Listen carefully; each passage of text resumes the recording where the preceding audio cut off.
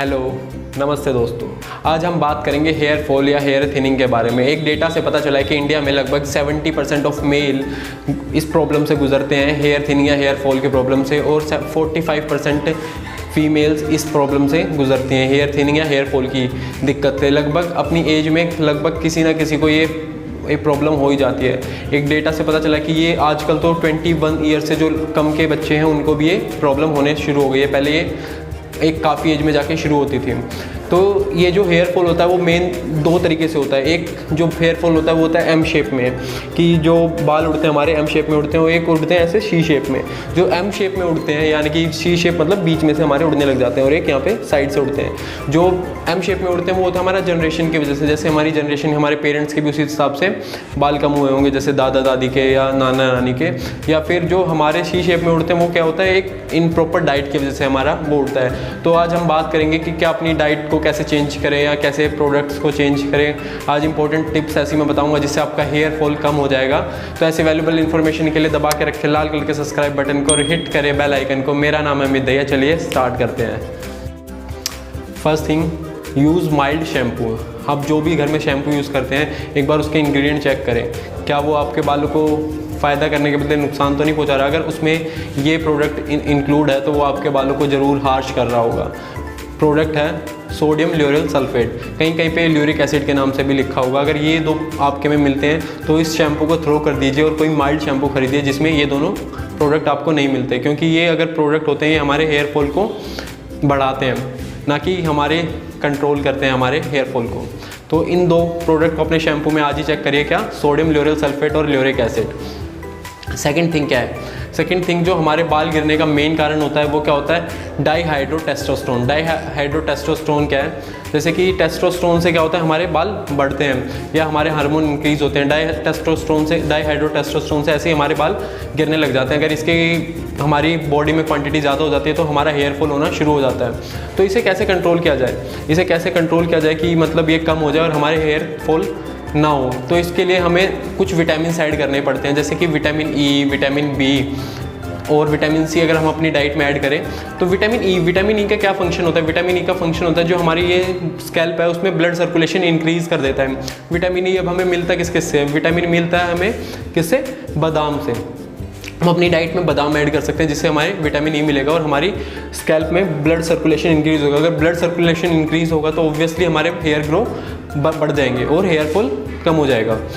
और अगर आप चाहें तो इसमें एक विटामिन ई का कैप्सूल भी एक दिन में एक कैप्सूल ऐड कर सकते हैं। अगर आपको विटामिन ई बादाम से नहीं मिल पा रहा है या आप नट्स नहीं ले पा रहे हैं, ये बहुत ही चीप होता है, लगभग 1-2 रुपये का एक कैप्सूल आपको मिल जाता है। वैसे एक बार आप डॉक्टर से पूछ लें, सलाह लेके इसे लें। और सेकंड थिंग, विटामिन बी, ये भी बहुत इंपॉर्टेंट है। इससे हमारे हेयर, देखा होगा कुछ लोगों के बचपन में बाल सफ़ेद हो जाते हैं, ये भी उसका एक रीज़न है। विटामिन बी आप अगर अपनी डाइट में इंक्लूड करेंगे तो आपके हेयर फॉल नहीं होंगे। हमें किस किस चीज़ से मिलता है? ये हमें मिलता है जैसे कि क्या, मीट से। मीट यानी कि आप यूज़ कर सकते हैं चिकन, एग, या फिर और आप कर सकते हैं इसमें डेयरी प्रोडक्ट्स जैसे दूध, दही, पनीर। ये चीज़ अपने डाइट में ऐड करें, इसमें आपको विटामिन बी मिलेगा और ये भी आपके हेयर फॉल को कंट्रोल करेगा। अब थर्ड आ जाता है विटामिन सी।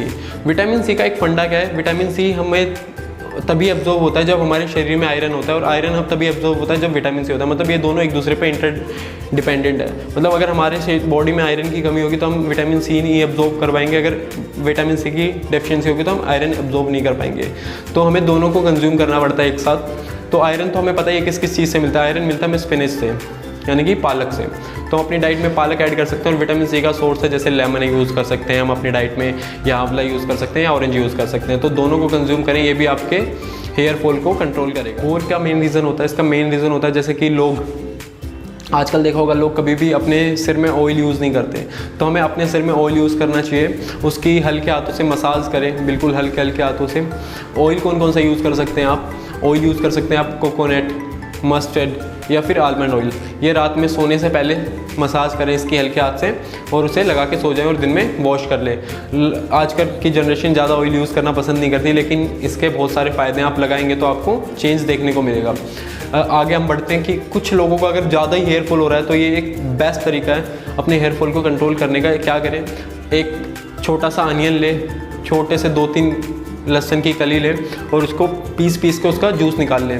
अगर जूस नहीं निकाल सकते तो भी कोई दिक्कत नहीं, उसे या फिर ग्राइंडर में पीस लें और उसमें थोड़ा सा कोकोनट ऑयल मिलाएं और उसे गैस पे गर्म कर दें।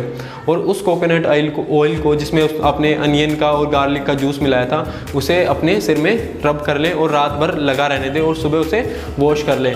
और एक बार ज़रूर याद रखें कि जैसे आप उससे वॉश करने के बाद जिस टॉवल से आप उसे ड्राई कर रहे हैं उस टॉवल को भी वॉश कर दें, वरना उसमें उसकी स्मेल हो जाती है। तो कहीं आप बाद में मुझे बोलें कि हाँ स्मेल हो गई थी इसमें, तो आप उसे भी साथ में। वन मोर थिंग, आप अपनी डाइट में क्या ऐड करें, प्रोटीन। जो भी अपनी डाइट हो उसमें हर एक में प्रोटीन ज़रूर रखें। प्रोटीन भी हमारे बालों के लिए बहुत ज़रूरी है, इससे हमारी बॉडी में ब्लड सर्कुलेशन इंक्रीज़ हो जाती है और हमारे बाल स्ट्रॉन्ग रहते हैं। आपने सुना होगा कि लोग शैम्पू को प्रोटीन के नाम से बेचने लग जाते हैं कि ये एग वाला शैम्पू है, ये इसमें ज़्यादा प्रोटीन है। तो प्रोटीन भी हमारे बालों के लिए बहुत ज़रूरी है। तो प्रोटीन के सोर्स तो आपको पता ही है, egg, fish, meat, chicken, paneer, soya, ये सारी चीज़ें अपनी डाइट में ऐड करें तो इससे भी आपके हेयर फॉल कम होगा। और अवॉइड क्या क्या चीज़ें करनी है, किस चीज़ों को अवॉइड करें, वो मेन थिंग क्या है। तो अब बात करते हैं जिन चीज़ों को आपको अवॉइड करना है। जैसे आप नहाने के बाद अपने सिर को जब भी बाल गीले हो उसे ना पोछे तो बिल्कुल जेंटली पोछे, एकदम से तेज रब करके उसे कभी भी ना पोछे, उसे आराम से धीरे धीरे अपने टॉवल से पोछें। एंड सेकंड थिंग, क्या अपने बाल ड्राई होने के बाद ही कॉम्ब करें, गीले बाल को कभी भी कॉम्ब ना करें। गीले बाल को कॉम्ब करने से भी ये क्या होता है, वीक होते हैं और ये टूट जाते हैं। अपने बाल को ज़्यादा तेज़ टाई ना करें, ज़्यादा तेज़ टाई करने से भी बाल खिंचते हैं और इसकी रूट्स वीक हो जाते हैं और वो टूट जाते हैं। एंड अपने ज़्यादा अल्कोहल का कंजप्शन ना करें, ये भी हमारे बालों को ख़राब करती है।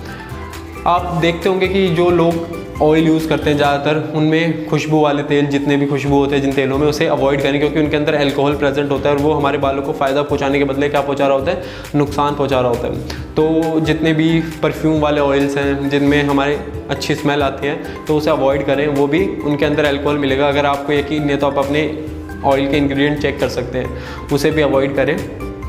और एक जो मेन रीज़न है स्ट्रेस कम ले। स्ट्रेस का क्या ही एक साइकिल है, जैसे कि हमारे हेयर फॉल होता है, हम क्या करते हैं, स्ट्रेस लेते हैं।